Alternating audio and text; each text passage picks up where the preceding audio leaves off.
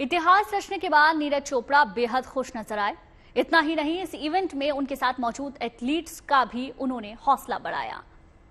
मेरा वही था कि और अच्छा थ्रो करूँ। आज लास्ट थ्रो तक मुझे था कि अच्छी थ्रो निकलेगी, पर वही है कि थोड़ा ध्यान से कर रहा था। थोड़ा जो पिछली इंजरी थी उसकी तरफ ध्यान भी करना पड़ रहा था और साथ में पुश भी करना पड़ रहा था खुद को। पर वही है, अब गोल्ड जीता है तो उसकी उसकी बहुत ज्यादा खुशी है। और होपफुली अभी अगले कॉम्पिटिशन्स में और फिर अगले साल पेरिस के लिए और बढ़िया से तैयारी करेंगे। और मैं बहुत खुश हूँ आज। किशोर कुमार जेना ने भी बहुत अच्छी परफॉर्मेंस दी, अपना पर्सनल बेस्ट किया। और डीपी मनु ने भी बहुत अच्छी थ्रो लगाई। तो ये एक मतलब एक बहुत ही अच्छा मार्क सेट किया है कि हम सभी फाइनल में थे और बेस्ट 8 के अंदर सभी आए। और अभी मुझे लगता है कि फ्यूचर में मतलब इनका कॉन्फिडेंस बढ़ा। सबसे बड़ी खुशी मुझे इस बात की है कि इतने बड़े कंपटीशन में फर्स्ट टाइम खेल रहे थे। जेना का तो फर्स्ट ही था और फिर भी उसने अपनी पर्सनल बेस्ट की, तो बहुत बड़ी बात है। और मुझे लगता है कि फ्यूचर में आप और ज्यादा कमाल देखोगे। अभी स्पेशल मोमेंट था बिल्कुल। ये कमी थी और टोक्यो ओलंपिक्स में कोविड की वजह से वहाँ पे लोग थे नहीं। वहाँ पे भी आदिल सर थे मेडल सेरेमनी में। आज फिर आदिल सर थे, लेकिन आज बहुत ज्यादा इंडियन भी थे वहाँ पे और बहुत ज्यादा यहाँ के लोग भी थे और बहुत ही अच्छा क्राउड था। बहुत ज्यादा जय हिंद के नारे लगे वहाँ पे। तो बहुत ही मजा आया कि हाँ, कि इतने ज्यादा लोग यहाँ पे एथलेटिक्स को देखने आए हैं और सपोर्ट करने आए हैं। तो वो चीज देख के बहुत ज्यादा मजा आया और स्पेक्टेटर्स इतने ज्यादा थे यहाँ पे। तो वो चीज कुछ स्पेशल थी टोक्यो से यहाँ पे। तो अगर साथ वाले कॉम्पिटिटर्स अच्छा करते हैं तो वो तो होता ही है कि हमको पुश करना। लेकिन मैं क्वालिफाई राउंड की थ्रो के बाद आज मैं खुद को सेकंड थ्रो के बाद भी मैं सोच रहा था कि मुझे खुद को और ज्यादा पुश करना है, क्योंकि मुझे लग रहा था कि और अच्छी थ्रो निकलेगी।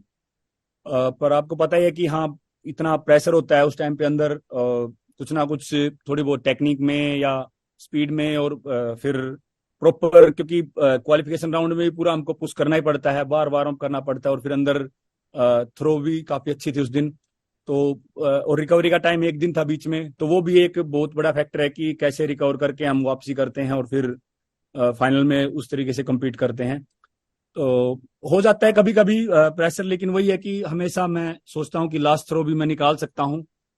वही मैं मोटिवेशन साथ में लेके चलता हूँ कि मुझे लास्ट थ्रो तक खुद को पुश करना है। पर यह है कि हाँ, अडक्टर के साथ वो थोड़ा सा ध्यान में वो भी इतना ही रखना पड़ रहा था और थ्रो की तरफ भी इतना ही फोकस रखना पड़ रहा था, तो वो थोड़ा उस चीज में गड़बड़ होगी।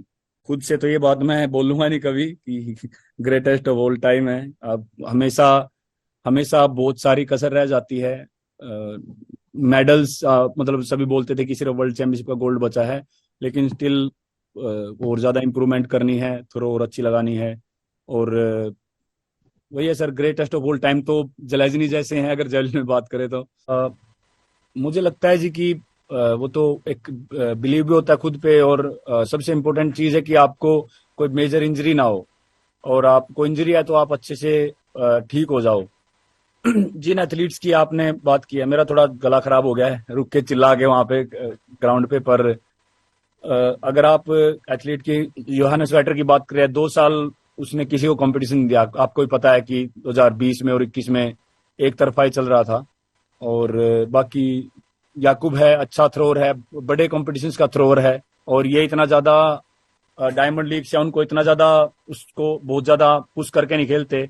यहाँ पे क्वालिफिकेशन में स्ट्रगल कर रहे हैं, लेकिन यहाँ पे इन्होंने इतने अच्छे थ्रो किए। तो ये बड़े कॉम्पिटिशन्स के थ्रोअर तो हैं, लेकिन इनका खेलने का माइंड सेट या वो क्या सोचते हैं डायमंड लीग्स में, ये सिर्फ हेल्दी रहने की सोचते हैं या इतना ज्यादा खुद को पुश करते हैं, ये शायद से अपनी बॉडी को जानते हैं। तभी सबसे अच्छी बात मुझे लगती है कि याकूब इतनी एज तक थ्रो कर रहा है और हेल्दी है। जलेजनी ने भी कितने लंबे टाइम तक थ्रो की।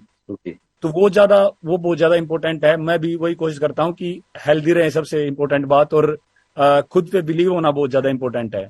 अगर लास्ट थ्रो तक भी मैं अपने थ्रो के आसपास नहीं करता हूं तो मेरे दिमाग में हमेशा वही रहता है कि मैं लास्ट थ्रो भी निकाल दूंगा। और ऐसा एशियन चैंपियनशिप में भुवनेश्वर में हुआ था कि इतनी अच्छी थ्रो नहीं निकल रही थी, तो वहां पे भी किया। पिछले साल यूजीन में भी पहले थ्रो नहीं निकल रहे थे, लेकिन फिर बाद में वहां पे किया। तो बिलीव होना चाहिए मुझे लगता है खुद पे, खुद की परफॉर्मेंस पे कि मैं इतना कर सकता हूँ, और वो पुश करने की शक्ति रहनी चाहिए भी अंदर।